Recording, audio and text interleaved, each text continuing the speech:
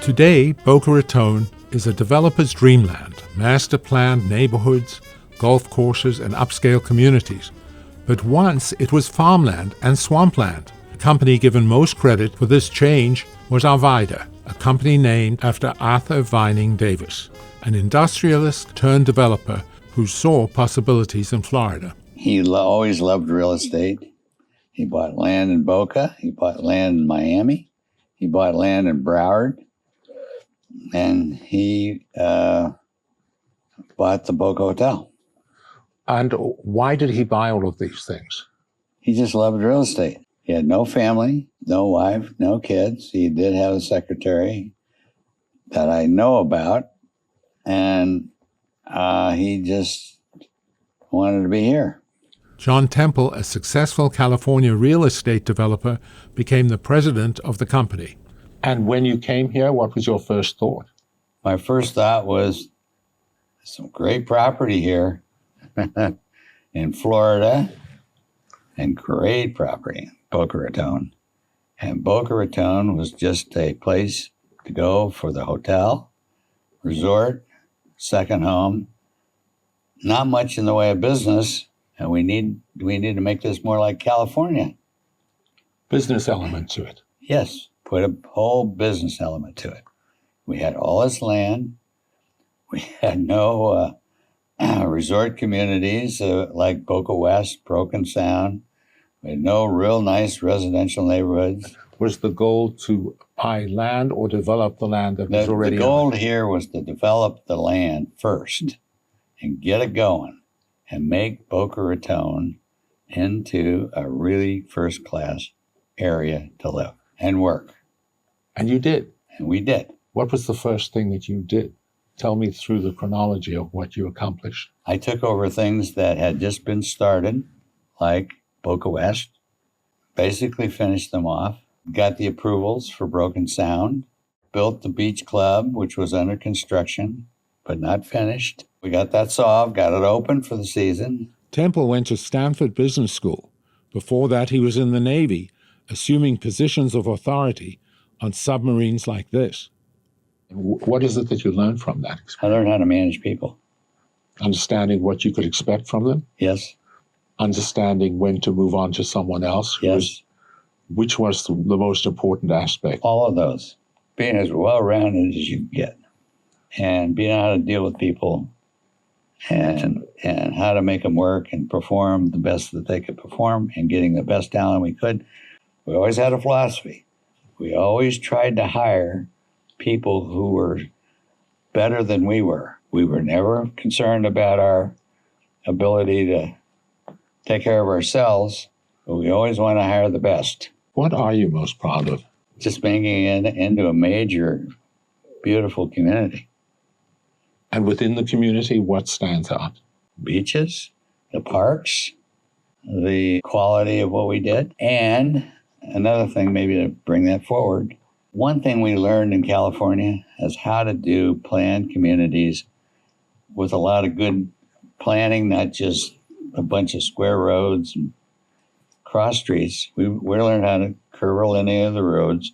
We learned how to deal with a lot of landscaping because these were all the fields. Yeah. They were strawberry fields. Yamato Road, it's a strawberry field. Were you responsible for making this an all-year-round place? Yes. When you came? When we came, it was a resort. And it was what we call snowbirds, second home people. Royal Palm would be a great example of that. And we wanted to make it into a full-blown community.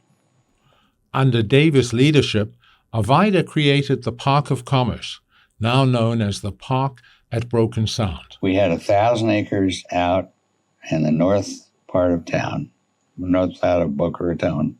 It was a little bit of a fight to get that approved and developed.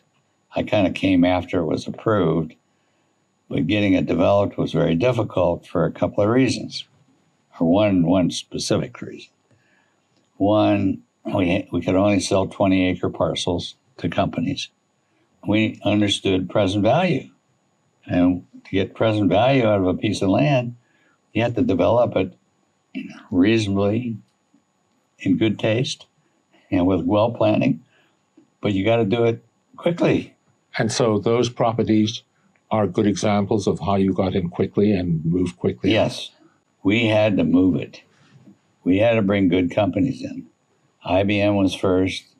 Siemens, as I remember, was second. And your job was not only to develop the areas, but also to pull people in Yes. from around the country. Yes. And so you would have an advertising arm that would say, come Yes. down here. This Yes. property is reasonable and the future is bright. And developing our country clubs, let's take Boca West as an example. To develop our country clubs, we would send out teams of people that had homeowners that we'd sold properties to.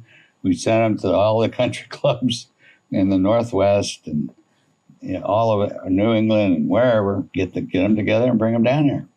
And you're talking about people to live in these places. Yes. And Well, to live as second homes first. And now also our objective was to make it more of a primary home community as well as a second home community as well as a resort community. We wanted to balance it out. And it was not only bringing people to live here, it was businesses that they could work at. It was Yes. like IBM. Yes. And to back up a little bit, we sold the property that we're sitting on to Marymount College. Okay. One of my first jobs when I came here was not first jobs, but one of my early jobs was to spend a lot of time with Don Ross because we had there was all kinds of restrictions that were left against Marymount College, which later became Lynn University, that I had to sit and deal with and make sure that as this developed, it developed really quality. And with IBM here, we needed a lot of people that were software engineers, but they didn't have to have fancy degrees.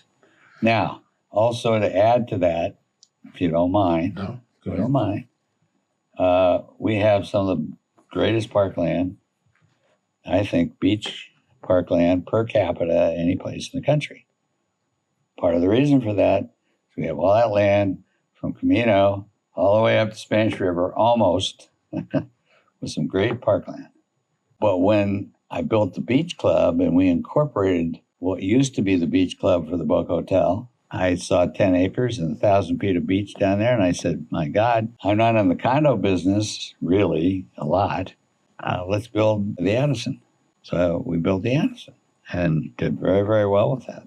Arvida developed so much more, Oak Run, Timber Creek, east and west Estancia, but there was so much red tape. So he divided up the land and started selling individual lots. There's a reason for all the churches being in a row on Yamato, because we not only had the city to deal with, we had the county to deal with, we had the state to deal with. And then at the time, there was this regional planning council that if you had a piece of property that was so big, you had to go through this very expensive, bureaucratic stuff right, to get approval for anything. And I just wasn't willing to pay the price for it. We wanted to separate all the property that we had and stay out of the DRI, Development Regional. One way to do it was sell all the land, separate ourselves from all the land south of Yamato. And I said, why don't we just take all the churches and line them up on the south side of Yamato? If you can raise the money, as you say you can from your community, you got a site, I'll give you a reasonable option. I'll give you a reasonable time. You pay cash. And whether you borrow it or however you get it, I don't care. Because I am not foreclosing on God. And they all came up with the cash. Yes. When you look back on the achievements of the company, what stands out in your mind most of all? Probably, I think we did a really good job. I think we did what we were trained to do, what we learned to do in California, what we studied other successful communities like Irvine Ranch and a lot of other places. And we just carried that one step further and made it into a full round, first class place to live.